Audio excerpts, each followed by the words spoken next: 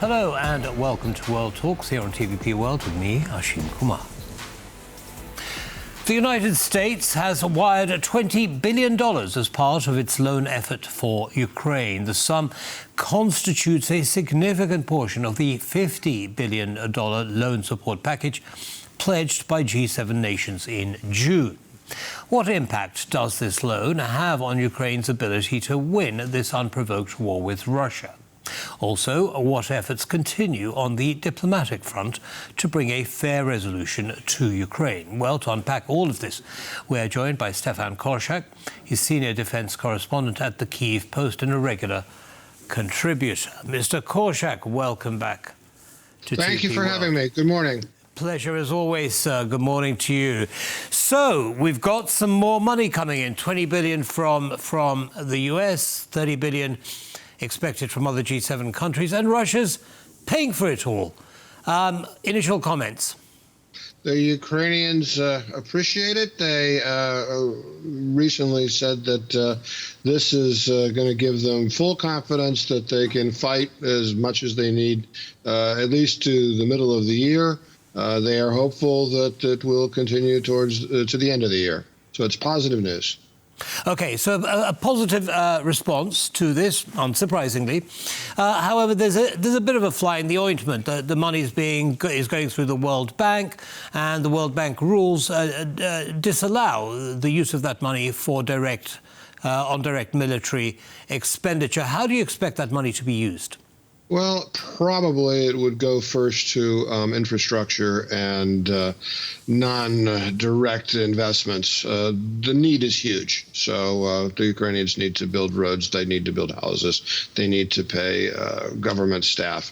They need to rebuild their economy. So if the money cannot be used directly for purchasing, let's say, a surface-to-surface missile, there is a great deal of need in Ukraine in any case. Right. OK, so where's the money to purchase those missiles going to come from? Or is the money going into production facilities to make them? It would first, the Ukrainians, I think, first would prefer for it to go to production facilities. Their general strategy is to try and get as much military production as possible in country. They prefer much to make it themselves rather than to buy it from somebody else. It's cheaper and they can adapt it much better to their needs. The thing is that it's not just let's say, machining a missile. It is getting the materials. It is creating the equipment that makes the parts. And the entire supply chain requires a huge amount of investment.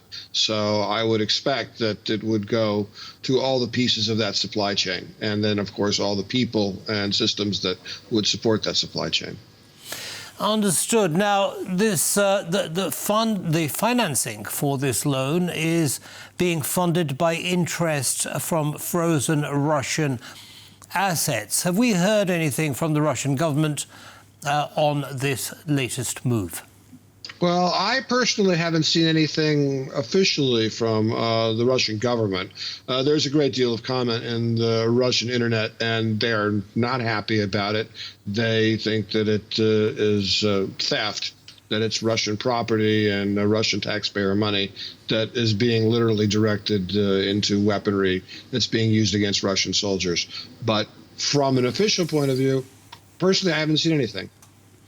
OK, well, staying with Russia, interesting comment from Russian President Vladimir Putin, who has said that Ukraine's destructive stance is blocking the possibility of a peaceful resolution to the war. What do you think he might be referring to there? It's, well, if he's consistent with previous statements, effectively what he's saying is that the only acceptable conditions for peace that Russia will accept are effectively a full Russian capitulation, Ukrainian capitulation. The Russians have not changed their terms that they say that they are willing to accept in order to get a ceasefire and a peace imposed, and it effectively would require a total surrender by Ukraine. So Ukraine's unwillingness to accept those terms, which Ukraine has not been willing to do since the beginning of the war, is a continuation of that. And the best interpretation, I think, of what Putin is saying is that nothing has changed. The terms are, if Ukraine will not surrender, then Russia will continue. That would be my interpretation. So not surrendering is a destructive stance, according to President Putin. Now, he made these comments to Prime Minister Orban of Hungary, who has positioned himself as a mediator, if you like. Prime Minister Orban also had a conversation with President-elect Donald Trump. How do you see that dynamic working? Is it working? Is it not working? Is it wise? Well, from the Ukrainian point of view, Orban has next to no credibility. He's seen in Ukraine as almost an arm of the Russian government and a repeating station for Russian rhetoric and propaganda. His points of view are not respected. They are not taken seriously. And Ukrainians, I think, concede that it might be possible for him to create some kind of negotiating dynamic simply because he's in between the Russians and the Ukrainians. But in general, I don't think that he's taken seriously here. Right. So his effectiveness may be limited by that. Now, on another front, the EU has approved a 15th sanctions package against Russia, primarily against so-called shadow tankers, which transport oil under different countries' flags. But there is another development. Austria's national fuel company, OMV, has terminated its contract with Russia's Gazprom export of natural gas delivery with immediate effect. They did that on Wednesday. What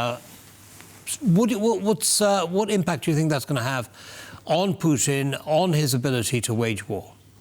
It will have a negative effect. The cutoff was known and expected for quite a while. So what we're seeing is the final step in a process that's been going on for some time. The Ukrainian view is that the most direct path to success and independence and peace is destruction of the Russian economy or degradation of the Russian economy to the point where Russia can't continue to attack Ukraine. And it's well understood that Russian energy exports are critical to that. So any step that reduces the ability of Russia to generate income and keep its economy afloat in Ukraine is seen as a positive step. That being said, the Russian economy is huge, and the loss of income, of sales of energy to Austria is only a piece of that and not a particularly big one. Right, but it's not the only, as you say, it's a piece of the sanctions against the Russian economy. But, you know, we've just had the 15th package from the EU. There are lots of other restrictions in place. Have we seen all of those economic tools producing an effect on the front lines? Yes, absolutely. Although I would say that part of it is simply military morale. The pace of the Russian attacks is falling off. It certainly hasn't stopped, and where the Russians concentrate force, they still can and do make advances, short-range advances. But the spread of those attacks and the quantity of them, that's fallen off. It's very clear that the Russians are unable to put together large-scale attacks. They simply do not seem to have the equipment and the manpower for it. And one of the problems for the Russians is simply finding the equipment to make those attacks, and that their inability to produce enough tanks, artillery shells, and so on to make large-scale attacks is visible on the front, and it's a direct result of limits of the Russian economy to produce the tools of war that the Russians would like to have. Right, so the sanctions are working, certainly to some extent. Moving on now to the recent meeting between President Zelensky, President Macron and President-elect Donald Trump in Paris. What have you heard about those talks? The feeling that we get here from talking to people in the government and analysts here is that it seems quite preliminary. The general opinion here is that the Trump administration, or to be, doesn't have a clear idea yet of what steps it wants to take regarding the Russo-Ukraine war. And right now it's learning about options and what's realistic. They have a set of their own priorities, but in terms of what exactly they intend to do or think is possible, that's not clear. And it seems like both the Ukrainians and their European allies perceive that. And what is going on now is an exchange of information and, if you will, a dance between the parties to try and understand who is willing to do what going forwards. It doesn't look like that there's a hard plan being discussed at this point. Understood. You talk about who is going to do what going forward. What we do know is that President Macron is coming to Poland. He's having a meeting with Prime Minister Tusk.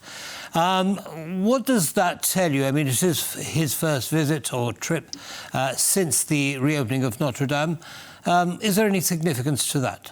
Certainly. One of the pieces of the discussions that are going on is that were some kind of ceasefire to take place, then as a possible way for the Ukrainians to be secured from a future Russian attack, that there might be some form of European peacekeeping force, although the details are very unclear as to where it would be and who would contribute and the size of it. But the fact that Macron is moving from capital to capital and talking with possible contributors to that force is at least an indicator that the information is being exchanged. But again, it's very preliminary. It might not happen. Russian President Putin needs to be gotten on board for any of this to become reality. And the messaging from the Kremlin is, no, we're going to fight until we get what we want. Right. Well, again, as always, lots of uncertainty and lots of moving parts, but I'm sure you'll be keeping us up to date from your perspective there in Kyiv. Stefan Korshak, thank you very much indeed for joining us today. Have a good day. It was a pleasure. Thanks much. You have a good day, too. Thank you. That's all from us in this episode of World Talks. Goodbye for now.